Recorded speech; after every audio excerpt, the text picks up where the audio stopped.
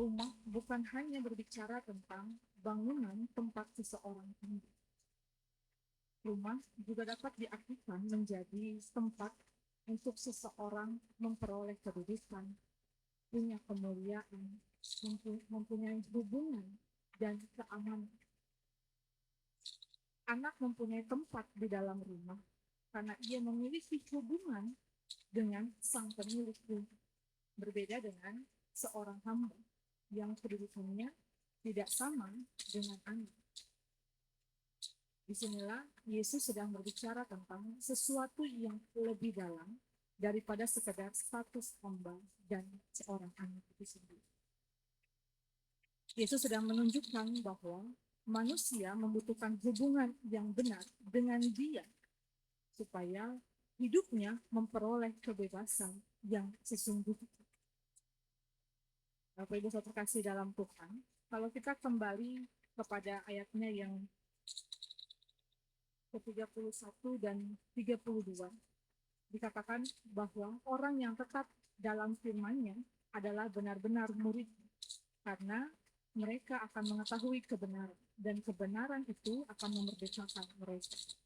Kemudian pada ayatnya, kita masuk dalam ayat yang ke-35 dan 36, Yesus melanjutkan pembicaraan tentang seorang hamba, seorang anak, dan rumah itu sendiri. Sehingga dalam konteks ini, ayat yang ke-32 dan ayatnya yang ke-36 memiliki hubungan yang kuat, yang saling berkaitan satu dengan yang lain. Ketika ayat 32 berbicara tentang kebenaran yang memerdekakan, sedangkan ayatnya yang ke-36 berbicara tentang anak yang memerdekakan. Artinya dalam konteks ini, kemerdekaan yang Yesus berikan bukanlah sesuatu yang berdiri sendiri. Kebenaran itu membawa kita kepada Yesus, dan Yesuslah yang memberikan kemerdekaan yang sesungguhnya. Jika dikatakan di ayat 32, dan kamu akan mengetahui kebenaran, dan kebenaran itu akan memerdekakan kamu. Artinya, jika kita tetap tinggal di dalam Yesus, dan kita melihat Yesus sebagai seorang guru kita, maka dari situlah kita dapat mengetahui apa yang harus kita lakukan dari seorang guru. Pengetahuan itulah yang harus kita lihat, yang harus kita kerjakan, yang harus kita laksanakan ketika kita memandang dia sebagai seorang guru dan kita sebagai seorang murid. Dalam konteks ini, kita dapat melihat Yesus sebagai seorang guru, sedangkan kita ini adalah seorang murid. Seorang murid datang kepada guru karena tentu ingin belajar. Yang dicari dari seorang guru itu adalah ilmu, itu adalah pengetahuan, pemahaman, dan kebenaran. Dan demikian juga ketika kita datang kepada Yesus, kita tidak hanya datang untuk meminta sesuatu, tetapi kita datang untuk belajar mengenal siapa itu Tuhan, memahami kehendaknya, dan menjalani kehidupan berdasarkan apa yang telah diajarkan. Masalahnya manusia memiliki banyak pengetahuan, tetapi belum tentu pengetahuan itu membuat hidupnya bebas. Kita bisa mengetahui banyak hal, kita bisa mengetahui banyak hal yang saat ini sedang viral. Kita bisa mengetahui hal-hal apa saja di luar dunia ini, tetapi memiliki pendidikan yang tinggi, memiliki pengalaman yang banyak dalam perjalanan kehidupan ini, bahkan mengetahui persoalan apa saja, tetap saja ada hal-hal yang menekan kita. Ketika kita memiliki pengetahuan dalam konteks duniawi ini, tentu saja ada hal-hal yang dapat menekan kita. Ada hal-hal yang membuat kita cemas, ada hal-hal yang membuat kita takut dalam konteks ini. Takut menghadapi masa depan, khawatir terhadap apa yang belum terjadi dalam kehidupan kita, kecewa terhadap keadaan, kecewa terhadap situasi dan kondisi, marah kepada orang lain, atau menyimpan kebencian karena suatu perbedaan dengan sesama kita. Karena itu, kemerdekaan yang Yesus maksudkan dalam konteks ini bukan sekedar bebas melakukan apa saja yang kita ingin, tetapi merdeka dalam konteks ini berbicara lepas dari tekanan yang menguasai hati kita. Kita bebas dari rasa takut yang berlebihan terhadap masa depan. Kita bebas dari kekhawatiran yang membuat kita berat untuk menjalani hari demi hari. Kita bebas dari rasa kekecewaan yang terus-menerus membawa kita kembali kepada masa lalu, mengingat kejadian-kejadian di masa lampau. Namun, kemerdekaan itu tidak berarti kita hidup tanpa Allah. Justru Yesus mengatakan, apabila anak itu memerdekakan kamu, kamu pun benar-benar merdeka. Artinya, kemerdekaan yang berasal dari Yesus adalah kemerdekaan yang memiliki arah dan tujuan, yaitu hidup dalam hubungan dengan Kristus itu sendiri. Karena itu, ketika kita memahami perkataan melakukan kehendak, kita dapat melihatnya sebagai kebebasan hati.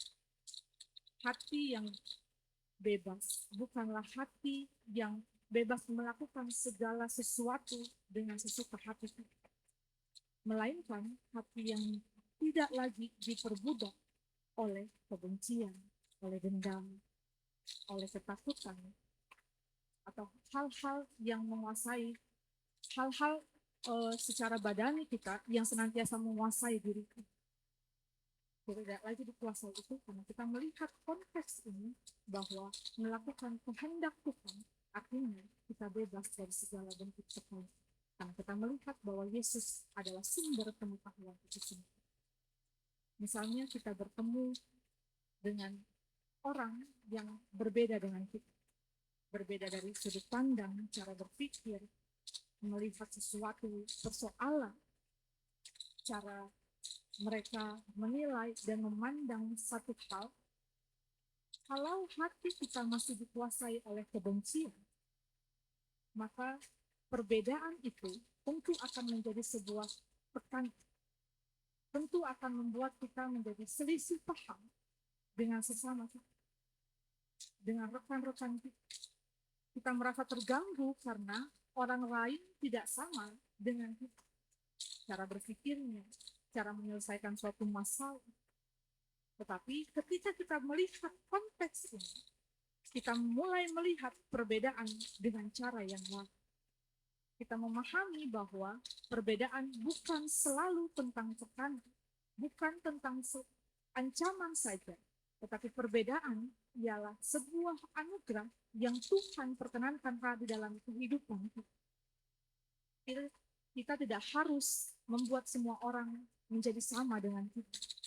Kita belajar menerima bahwa Tuhan menciptakan manusia dengan keberagaman, dan melalui keberagaman itu kita dapat belajar untuk saling memahami, saling menghargai, dan saling mengasihi satu dengan yang lain.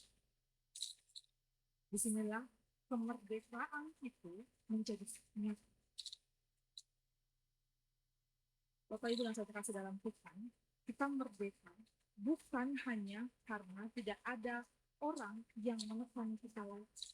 Kita merdeka bukan karena kita bisa menghadapi hari demi hari dengan segala baik. Kita mampu melewati segala persoalan dengan segala baik. Tetapi kemerdekaan dalam konteks ini berbicara tentang hati kita tidak lagi dikuasai oleh kebencian terhadap orang lain.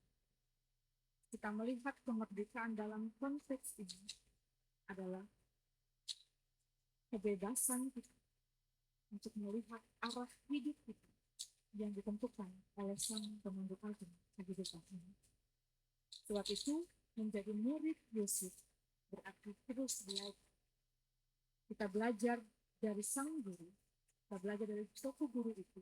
Kita bukan hanya untuk mengetahui banyak hal saja, tetapi supaya apa yang kita ketahui membentuk cara kita berpikir, membentuk cara kita memandang segala sesuatu dalam kehidupan ini seturut dan sesuai dengan kehendak Allah itu sendiri. Kalau kita mengetahui bahwa Yesus mengajarkan kasih, maka pengetahuan itu yang harus terlihat dalam cara kita memperlakukan sesama. Kalau kita mengetahui bahwa Tuhan menghendaki kehidupan yang baik, maka pengetahuan itu harus diwujudkan dalam tindakan, bukan hanya dengan sekedar kata-kata saja. Dengan demikian, Yesus menjadi soko guru, dasar, dan penopang kehidupan kita. Selama Yesus menjadi dasar, selama Yesus menjadi sumber pengetahuan yang kita miliki, tidak membawa kita kepada kesombongan, tetapi kepada kehidupan yang semakin baik. Kita tidak menjadi seorang hamba, kita tidak lagi menjadi seorang murid yang merasa paling benar karena memiliki pengetahuan, tetapi menjadi murid yang terus belajar dari sosok guru itu sendiri. Dalam kehidupan sehari-hari, kita dapat bertanya kepada diri sendiri, yang membawa kita pada satu bentuk refleksi. Apa yang masih memperbudak dalam hati saya? Apa yang masih menjadi tekanan dalam hati saya? Kalau tadi kita berbicara bahwa kemerdekaan hatinya, kita tidak lagi hidup dalam tekanan. Hati kita terbebas dari rasa khawatir, hati kita terbebas dari segala bentuk kekhawatiran akan masa depan. Artinya dalam konteks ini kita melihat dan membawa kita pada satu bentuk refleks. Kalau kita mengatakan hari ini kita adalah bangsa yang merdeka, kita melihat dalam diri kita sendiri, apakah diri kita pun sudah merdeka dari segala bentuk tantangan dan rintangan yang Tuhan perkenankan dalam kehidupan kita. Mungkin ada ketakutan terhadap masa depan. Kita terlalu sibuk memikirkan apa yang akan terjadi sehingga lupa menjalani hari ini. Kita perlu belajar dari Yesus bahwa hidup tidak harus dikendalikan oleh rasa takut. Kita memang tidak mengetahui seluruh masa depan yang Tuhan rancangkan dalam kehidupan kita, tetapi kita dapat menjalani hari demi hari dengan percaya bahwa Tuhan tetap senantiasa setia, menyertai, menopang, dan mendidik dalam perjalanan kehidupan ini. Dia sang guru dalam kehidupan murid-muridnya. Atau mungkin ada kekecewaan terhadap seseorang, kita masih mengingat perkataan atau perlakuannya di masa lalu yang sampai saat ini masih menjadi luka dalam hati dan pikiran. Secara fisik kita sudah melanjutkan kehidupan, tetapi dalam hati kita masih berada dalam peristiwa masa lalu. Jadi disinilah Yesus berkata dan mengajarkan tentang kemerdekaan. Kita tidak harus hidup sebagai tawanan dari sebuah kecewaan, tetapi kita menatap masa depan, hari-hari yang akan kita tapaki dengan penuh rasa syukur dan melepaskan setiap tekanan, karena kita melihat bahwa sang sumber pengetahuan itulah yang akan senantiasa menuntun dan menyertai kehidupan kita. Atau mungkin juga ketika kita merasa berat untuk menjalani hari demi hari, karena ada tantangan dan rintangan yang membuat kita cemas. Tapi ketika kita memahami dan menghayati konteks bacaan kita pada saat ini, kita melihat bagaimana Tuhan akan tetap senantiasa mendidik dan menyertai kehidupan kita. Oleh karena itu, Bapak, Ibu, dan Saudara kasih dalam Tuhan, kemerdekaan dari Kristus perlu terlihat dalam keluarga, dalam pekerjaan, dalam pergaulan, dalam kehidupan pribadi, dalam kehidupan kita bersama dengan sesama kita. Ketika kita bebas dari tekanan dalam hati, kita dapat berbicara dengan lebih baik, mendengarkan dengan lebih sabar, menerima perbedaan dengan lebih dewasa dan memperlakukan sesama dengan penuh kasih. Sehingga Yohanes pasalnya yang ke-8, ayatnya yang ke-35 sampai 36, mengingatkan kita bahwa ada perbedaan antara kita melihat dia sebagai sang pemandu agung dalam kehidupan kita. Ketika kita memandang Yesus sebagai soko guru dalam kehidupan kita, artinya ada sesuatu yang kita cari dari dirinya sendiri. Bukan hanya tentang pengetahuan saja, tetapi apa yang harus kita lakukan sebagai seorang murid yang diperkatakan oleh Yesus untuk kita nyatakan, untuk kita lakukan dalam kehidupan sehari demi hari.